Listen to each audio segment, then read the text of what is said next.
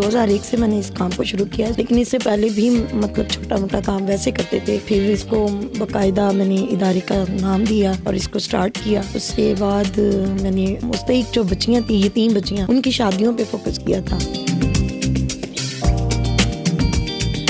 समझ लीजिए कि 600-700 जो बच्चियाँ ना, वो हमारी एक साल की एवरेज होती है, जिसमें ख़वातीन भी शामिल है। और ख़वातीन बहुत ज़्यादा आती हैं जिनको सिलाई बिल्कुल भी नहीं आती होती, उनको हम सिखाते हैं, फिर उनको गारमेंट्स का काम देते हैं। अस्सलाम वालेकुम नाज़रीन, आप देख रहे हैं प्रोग्राम सवाल। मैं हूं एहसन शहजाद। नाज़रीन, आज हमारे साथ मौजूद हैं गुलनाज अजमल और किसी तारुफ की मोहताज नहीं है, गरीबों का सहारा बनती हैं। आजकल गरीबों की कोई मदद नहीं करता।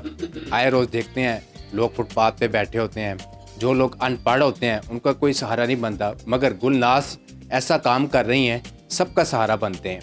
मेकअप आर्टिस्ट हो या फिर सिलाई का काम हो, कढ़ाई का काम हो, फ्री में काम सिखाती हैं। गुलनाज से आज बात करेंगे कि ये फ्री का काम आप यहाँ पे लोगों को सिखा रही हैं और कितने अरसे से लोगों को सिखा रही हैं, लड़कियों को, लड़कों को। काफ़ी लोग यहाँ पे आते हैं और सीख के गए हैं, अपना हुनर कमा रहे हैं और बाहर जाके माँ बाप का सहारा बन रहे हैं। गुलनाज से बात करते हैं। गुलनाज मैडम, मुझे बताएं कि आप कितने अरसे से ये काम कर रही हैं और अभी तक कितने स्टूडेंट यहाँ से काम सीख कर गए हैं और किस किस नौइयत के काम सीख के गए हैं यहाँ से? अस्सलाम वालेकुम। सबसे पहले तो ये कि आप कैसे हैं। और सर, मैं ये 2001 से मैंने इस काम को शुरू किया। इससे पहले मतलब बाकायदा जो तौर पे शुरू किया था वो 2001 से, लेकिन इससे पहले भी मतलब छोटा मोटा काम वैसे करते थे। फिर इसको बाकायदा मैंने इदारे का नाम दिया और इसको स्टार्ट किया। उसके बाद मैंने मुस्तहिक जो बच्चियाँ थी, यतीम बच्चियाँ, उनकी शादियों पे फोकस किया था। सबसे पहले जो स्टार्ट किया था मैंने इस काम से किया था और अल्हम्दुलिल्लाह तब से लेके अब तक 350 शादियाँ करवा चुकी हूँ अपने इदारे के प्लेटफॉर्म से। आपको ख्याल कैसे आया? क्योंकि आजकल तो कोई किसी की हेल्प नहीं करता। अगर कोई किसी से पैसे दे भी दे तो वो 2 दिन बाद मांगने शुरू कर देते। आप इतना बड़ा काम कर रही हैं, कैसे जहन में ख्याल है कि मैं गरीबों की मदद करूं, जो नक्सीन अफराद उनकी मदद करूं मैं? अच्छा, ये चीज़ जो है ये ज़रूरी नहीं होता कि किसी को देख के किया जाए। ये कभी कभी आपको विरासत में भी मिलती है और ये चीज़ मैंने अपने आबा व अजदाद से देखी कि मेरे दादा अबू जो स्कूल टीचर थे, फिर हेड मास्टर हुए, गवर्नमेंट टीचर थे मेरे ताया अबू भी, और उन्होंने भी इसी तरह के फ्लाई काम बहुत ज़्यादा किए।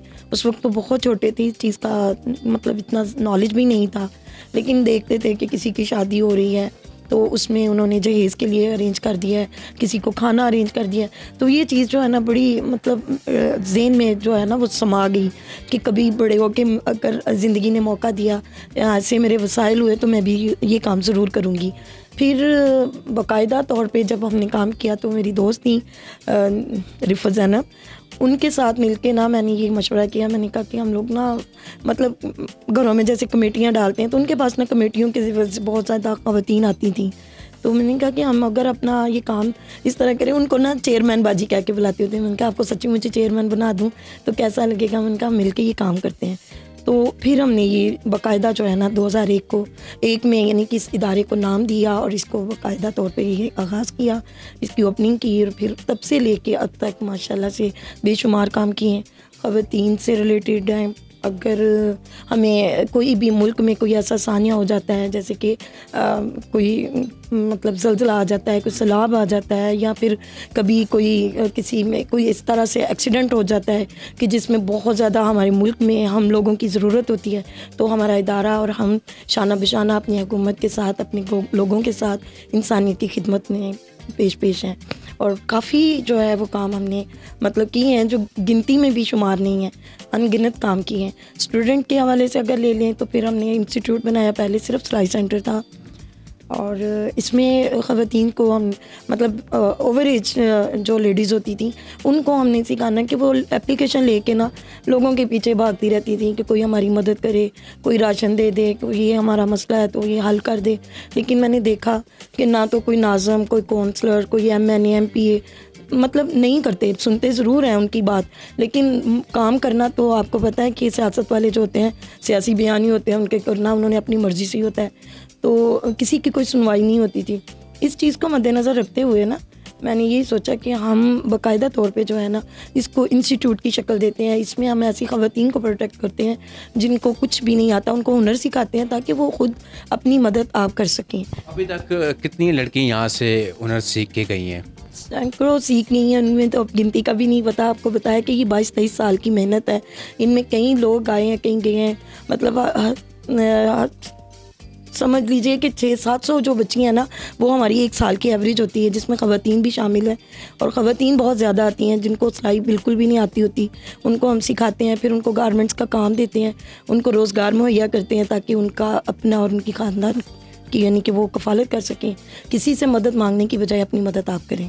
अच्छा, आप इनको चला रही हैं इतने अरसे से, तो आपका रोज़गार का ज़रिया कौन सा है? कहाँ से फंडिंग होती है? क्या सिलसिला है इसका?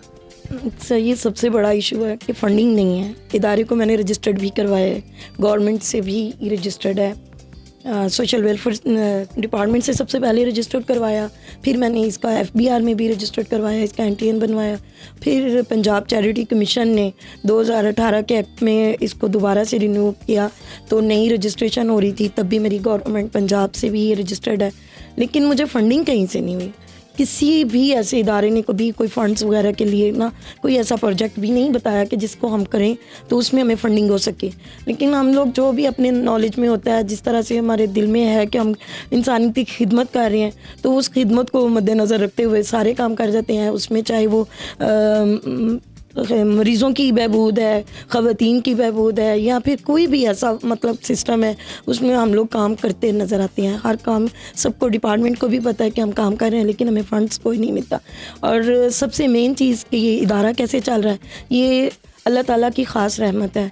अल्लाह ताला के बाद अगर है ना तो वो अपनी हिम्मत है, अपने हाथों पे नाज है कि मैं ख़ुद एफ़र्ट करती हूँ, दिन रात गारमेंट्स का काम मैं ख़ुद भी करती हूँ और ख़वातीन से करवाती भी हूँ। तो वही जो मैं कमाती हूँ वो अपने इदारे पे खर्च करती हूँ।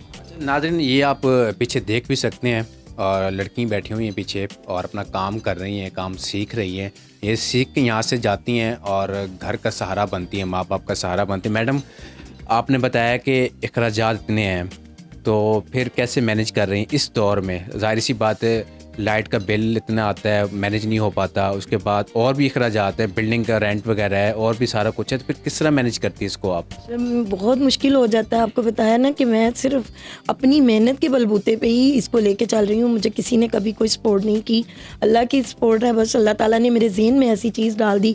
वो कहते हैं ना कि कोई भी काम करना है ना तो इंसान के वो दिमाग में एक चीज़ जो फिट हो जाती है, अगर उसने बुराई का रास्ता इख्तियार करना है तो वो बुराई की तरफ चलता है, जिसने अच्छाई की तरफ जाना है तो वो अच्छाई में ही यानी सोचता रहता है कि मैंने किस तरह से मैनेज करना है, कैसे करना है। तो सो मैं भी यही चीज़ सोचती हूँ कि अगर मैंने इस काम को पकड़ा है या किसी की एप्लीकेशन मेरे पास आ गई है तो उसको मैंने मैनेज करना है, मैं उसको मायूस नहीं करूँगी।